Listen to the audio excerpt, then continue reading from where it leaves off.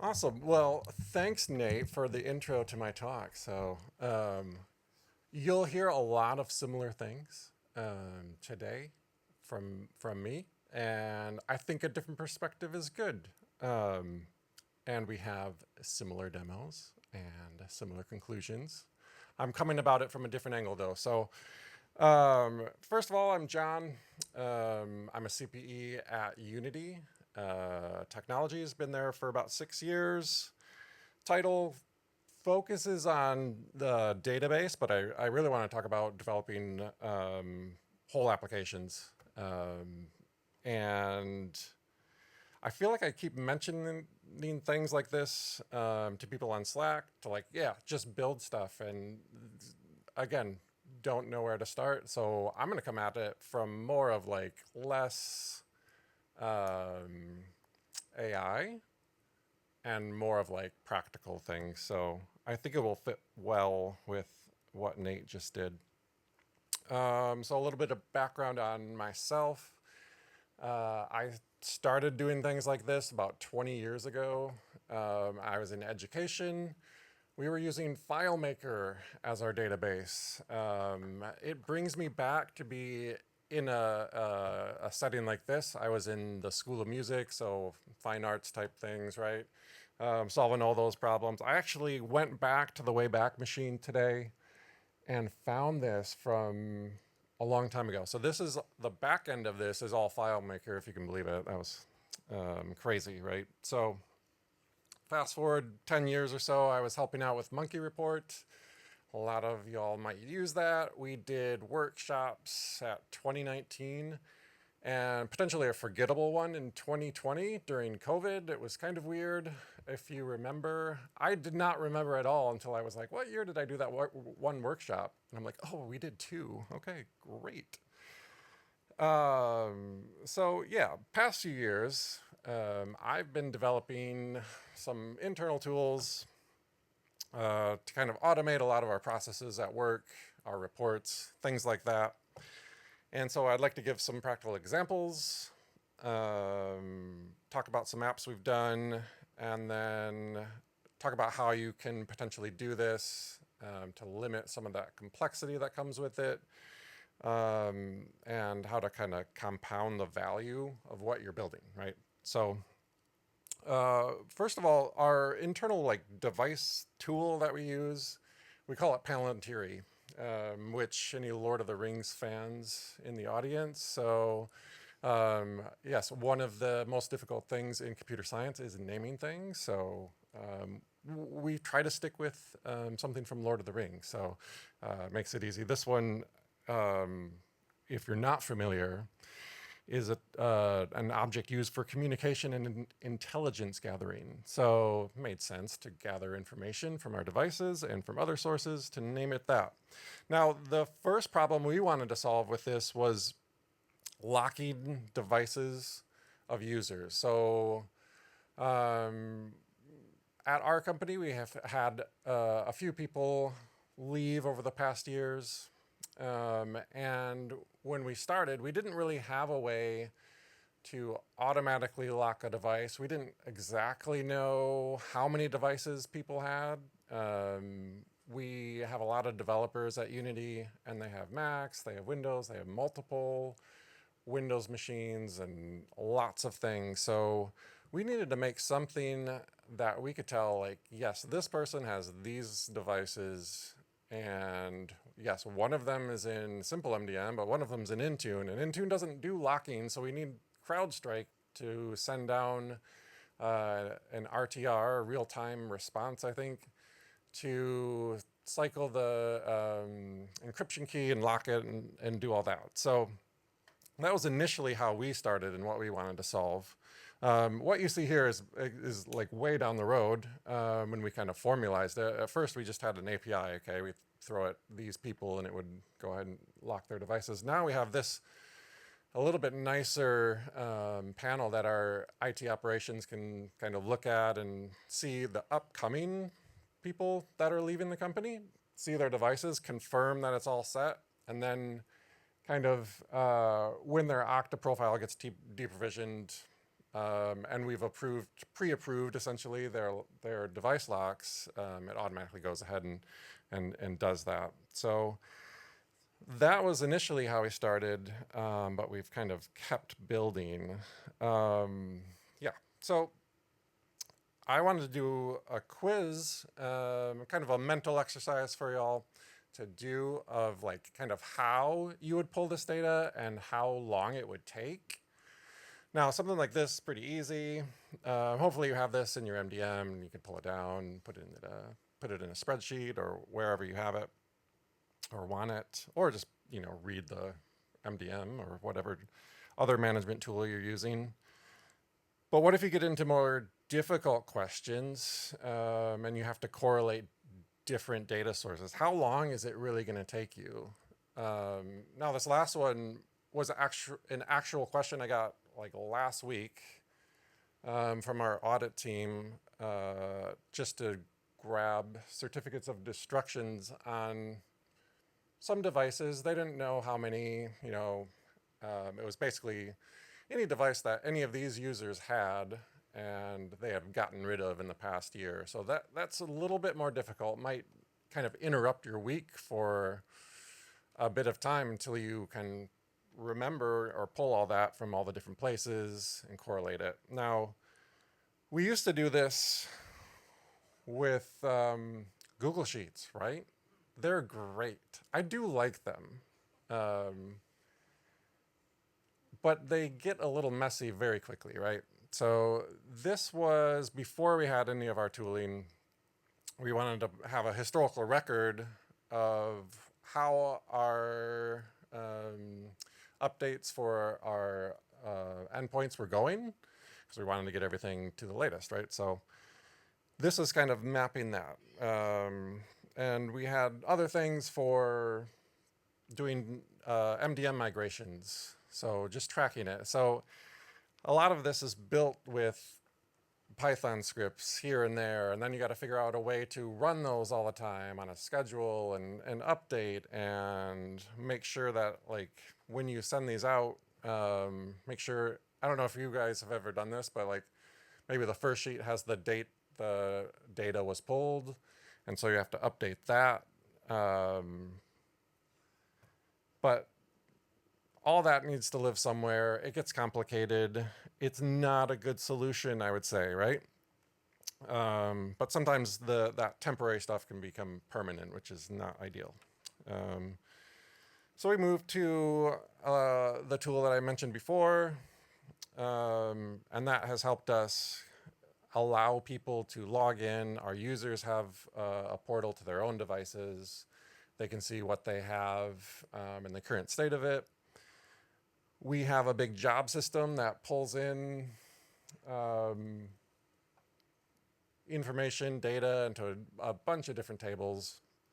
And then from there kind of snowballs, right? So you have data from your identity, you have data from devices, you have data from your EDR, all that stuff. And the more you have in there, the more you can do, the more you can automate, because we have, again, the jobs to have a starting point to grab other APIs, and we can do a lot of things.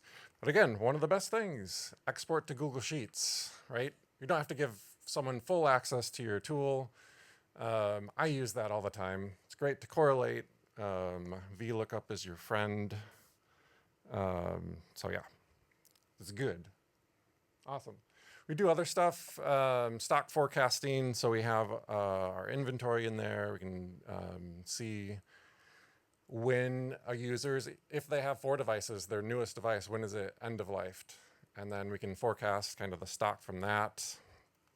I set up this for me because I was sick of having tickets of device retirements in different formats. And if you ever needed to pull that data, like what devices did we retire in the past 30 days? You'd have to go to a number of different tickets and pull all that in. Now we do it here. We can use the Intune API to remove the machines. Apple, please give us the ability to remove machines from the Apple business. not manager, Apple Business Manager, but now Apple Business. That would be great. I had a nod. Cool. Now, unfortunately, that whole thing is so customized to our environment, doesn't really make sense to open source. We would love to. We've talked about it quite a bit. However, I did, like Nate, make the same thing, which is awesome. So you get a different look at it. Mine's called Monkey Manager. I don't know what yours was called. What was it? Is some bullshit AI generated. AI, yes. Perfect. So similar to our internal tool, we wanted a way to, or I wanted a way to answer difficult questions about Monkey and auto package and where a piece of software is and the auto promotion schedule and all of that. This is not production either. It's a little more down the road from where Nate's was at, but it's not in production, so I'll say that. But it is a thing that I'll share at the end, and it's a web-based management for Monkey and auto package. No MDM though, so you could go use this. It has, again, yeah, the software catalog. It is a database-backed web application, so instead of having your catalogs and manifests in files on a web server, the clients just connect directly to this. I don't know if it's the same for yours, but so instead of having to run make catalogs or syncing files to S3 or wherever you have your Monkey repo, they just talk to this web app. It has a controller for auto promotion and sharding the catalogs as well. So we do that internally. Wanted a way to do that here. Handles auto package to create, edit, control, and schedule. Either for GitHub Actions, so if you just like copied or clone the repo, your actions will be there. I think there's a couple secrets you would need to add. It's documented though. And you can go and hit run on any of those. You can set up schedules to run multiple or a few of them, either in GitHub Actions or if you have a Mac sitting under your desk, an MMUD, I think we call that. You can do that. And it utilizes Auto Package Cloud Runner from Scott Blake. And so those are really quick runs. I think most of the time if I'm running something, if it's not a large application, it'll finish in actions in around a minute. Usually not longer than 2, again, for some of the smaller packages. It has an approval workflow. So if you don't want them to go straight into a catalog, you want someone to approve it, you could do that. And it has a discovery tool. So it just looks at all of the auto package recipes in the auto package GitHub org. Is that it? And allows you to search those and one-click add them kind of thing. Or you can import them as well. And also device reporting. So this is what ties it together, because you can see your Monkey repo, but then you can also kind of tell, this application went out and then it installed on those devices these days. So you can kind of map where it's at over time, basically, right? So. And finally, is it real software in 2026 if it's not connected to the Sparkles, the AI? Sparkles, yes, perfect. Since everything's in a database, it makes it easy to add endpoints to allow an AI. This one's connected to Gemini, I believe. Can't see it in that screenshot right now. But it's basically a tool calling agent, kind of like conversational analytics to just kind of bring that back in. That's pretty beta, I would say. Sometimes it works. I don't think the one up top, I was like, no, that's not right. And it's like, oh, yes, you're The last question was correct. How many Mac Studios have Chrome installed in it? And it told me. So talking about developing things like this, that's kind of more of on the mature app side of things. So for me, if I was not doing any of development at all like this, it's a little bit like drawing the rest of the owl here. So where to start if you're doing full development? So all those mature apps really come about as one feature at a time. Our initial one started with just wanting to lock devices, right? And then we added. So start small. You'll think of ideas that you can do. Make it extendable. Like after a while, we had so many reports, like I spent a lot of time like, okay, we're going to add another data source. So I got to copy this and then copy the front end, copy the back end. But I knew there was a better way. So we figured out how to make a dynamic back end so that we could basically use a report as a config file and say, okay, I want this table and I want these fields shown. These fields I want to have filters, and it made it a lot easier to kind of extend that. And added ways for users to kind of save their views and all that sort of thing. I would say, yes, use AI as a helper. If there are parts of this you don't understand or it's difficult or you're just learning, it's a great option for exploring and comparing new technologies. If you don't know what to use, kind of use it to guide your setup, use it to ask questions. If you struggle with deployment or containers, have it walk through doing that for you. Yeah, there's lots of skills you can add as well. One is called /GrillMe, which will just continue to ask you questions about what you want to build if you don't know. Again, yes, just start.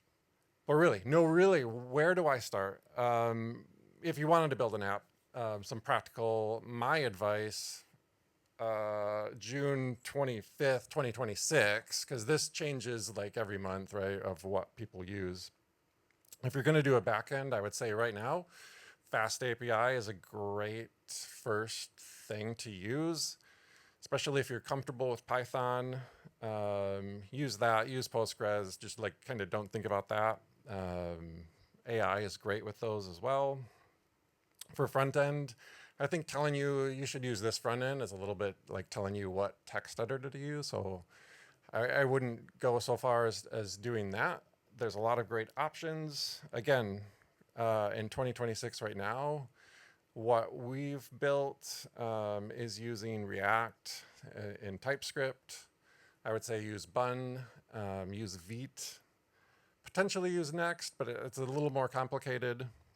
And then use component libraries like ShadCN, styling with Tailwind, and then just be kind of wary of adding a lot of extra packages because those kind of tend to bloat what you're building. So yeah, that will increase the complexity down the road when you go to update and all that. So quick note on Bun. Bun, I mentioned it. I wasn't really familiar with it as a MacAdmin at first. You've probably heard of it. It's an all-in-one JavaScript toolkit. Think like package manager, but it kind of extends more than that. So it's more like UV, if you're familiar with UV with Python. Yes, it's a package manager and you can install stuff, but it's more, has built-in tests and it's a bundler and all that. So it's a kind of a drop-in replacement for like NPM or PNPM. They all have their advantages, but Bun is very fast, and I enjoy using it. And then again, I mentioned shadcn. It's a component library that gives you a kind of like building blocks to use, but it's not something that you necessarily need to install and then keep up to date. It is just kind of like code that you can use in your project. You can update the code. There's like less dependencies, so it's pretty helpful in that regard. And then for authentication deployment, that's kind of up to your environment. If you have an identity provider that you want to use, or if you're deploying to AWS or Azure, you're probably going to use that, right? So, few resources. So that project I did, if you wanted to check it out and see kind of how it's set up, you can do that. There is a demo site there. You can just log in, play around with it, look around if you want. And thank you. I hope that's right.